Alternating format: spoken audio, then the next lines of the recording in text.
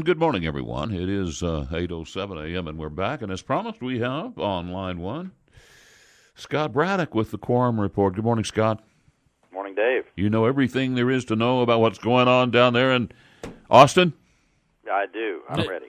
Hit me with it. Well, what do you want to know? He's got Tell us about it. You never know what you're going to see. I was there late last night at the Capitol, and one of the members of a committee was not there, and so there was a life-size paper cutout of the person up on the up on the dais with the other lawmakers. Just in case. It's getting a little weird around here. Yeah. Yeah. Well, so one of the things that we had pop up kind of yesterday was there was apparently, I guess it was a tweet war or something like that between the Lieutenant Governor Patrick and the Representative Betancourt.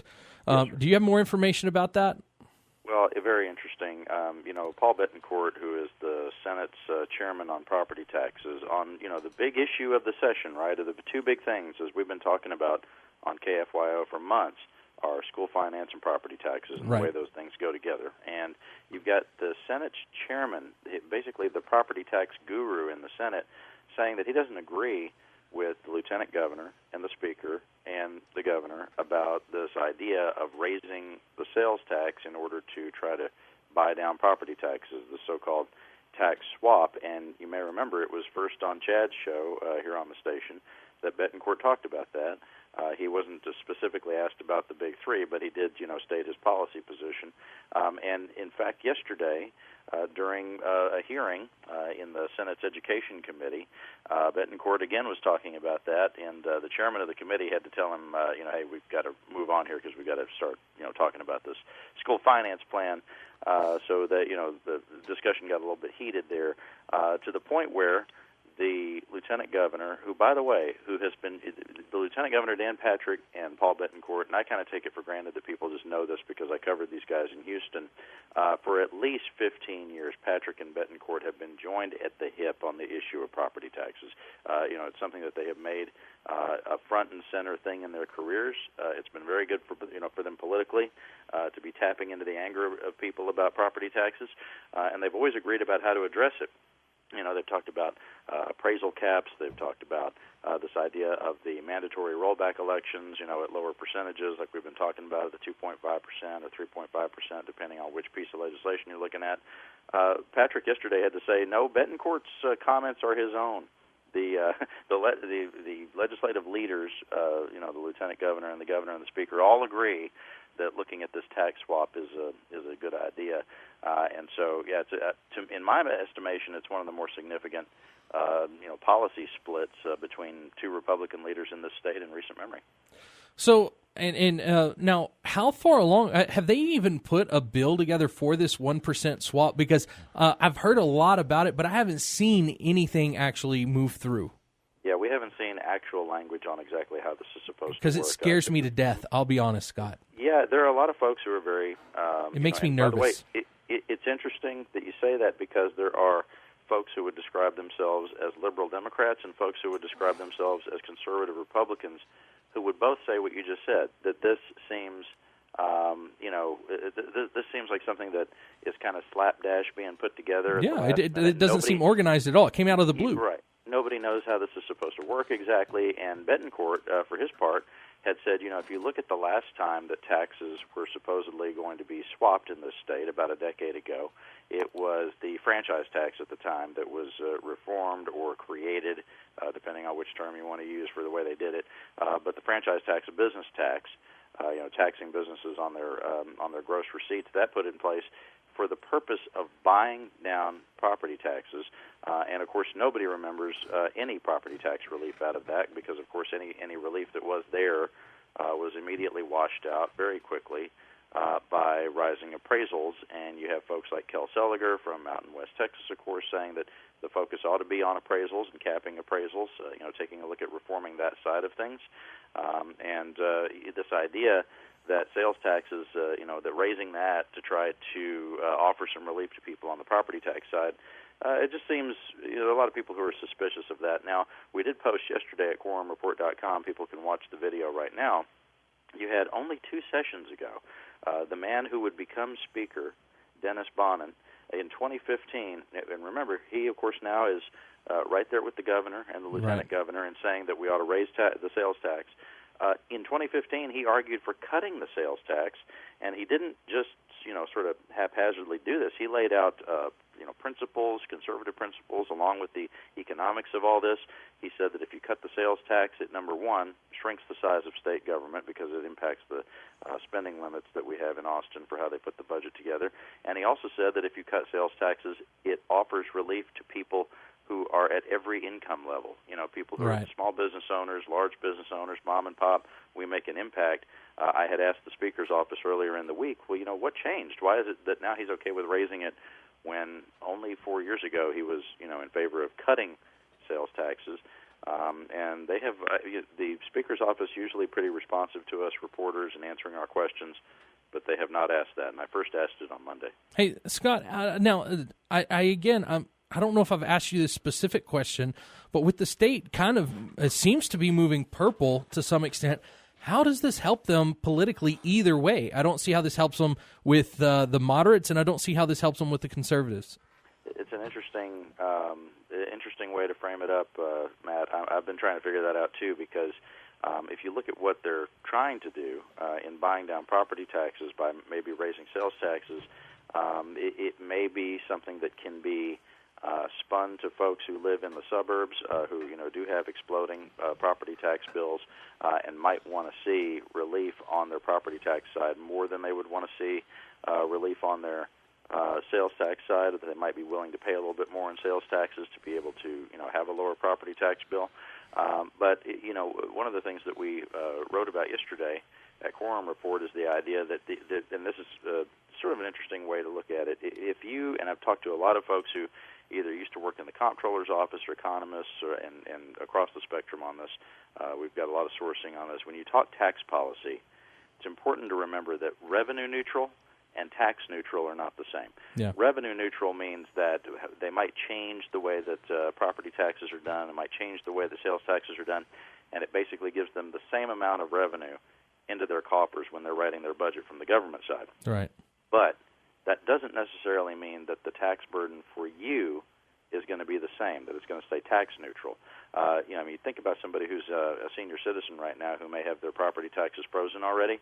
Well, if their property taxes are frozen and they raise sales taxes, that is an increase for that person no matter what, really. Right. And if you think about the fact, and to your question about whether this makes the state more of a purple hue, next year in 2020, think about who the most reliable Republican voters are. If I broke it down by the demographics and asked you the question, do you think that those who are over 65 or those who are under 40, who's more reliably Republican?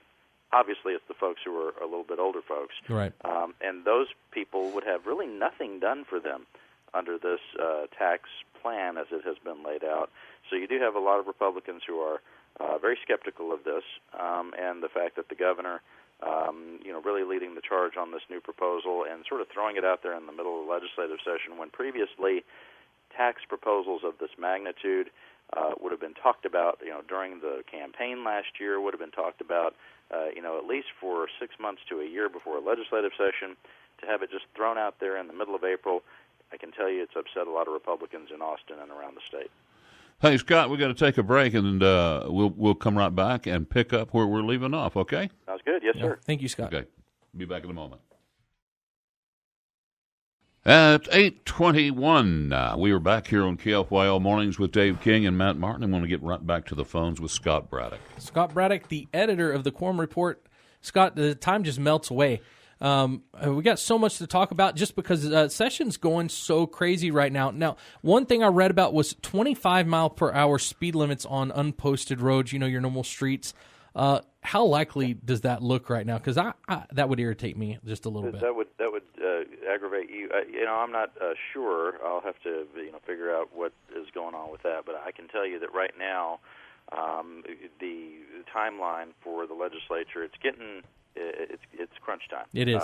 If these things are in a hearing right now, and at the committee level, if they're just now saying, let me give you the easy version. If you see a news story and it says that a certain proposal just cleared its first major hurdle, then it's probably in trouble. Yeah. Because in just a couple of weeks, in 2 weeks, the big deadlines will come up for House bills to either make their way through the process or, die a quick death in 2 weeks. Yeah. And so those who are saying that, something's finally gaining momentum right now, it's a little late for it to be doing that. There's 31 days, 15 hours, 37 minutes, and 3 seconds left to go in this session. So what about alcohol on Sundays? Is that gaining any traction? Has it gained enough to make it through? Interesting, there was a proposal yesterday as an amendment that made its way onto the sunset bill for the Texas Alcoholic Beverage Commission. Basically, all of the state agencies in Texas go under review every so often, and so if they are not renewed, then that agency goes away, or in other words, the sun sets on them. That's why they use that term. And so whenever they look at the agencies, they make certain changes to their authority and changes about the way they operate. And one of the things that was adopted by the Texas House yesterday is the idea that beer and wine sales can be done earlier on Sundays at 10 a.m. instead of at noon. So that's one sort of expansion, but I don't think that we're anywhere close to full-on liquor sales or all alcohol. The liquor sales stores don't want it because they can close on Sunday and they have no competition. Well, that's right. It's a sort of a barrier to entry thing. The big guys, the big boys who are liquor stores, they can afford to be closed one day out of the week, but if you're just trying to get started with a business, you'd like to be open. Yeah. So one of the things that you brought up was, and this is big in Lubbock right now, are scooters. What exactly is Texas doing about scooters? Are they taking over in Lubbock like they have in Austin? Oh, yeah. Are they everywhere have. now? Yeah, well, see, this is what I was telling people. We started to get them in Austin, and people were, tweeting and Facebooking and in other cities saying, when do we get our scooters, too? Yeah. And I said, be careful what you wish for. They use them at Texas Tech, and they can be real handy on a big campus like Tech or like at UT.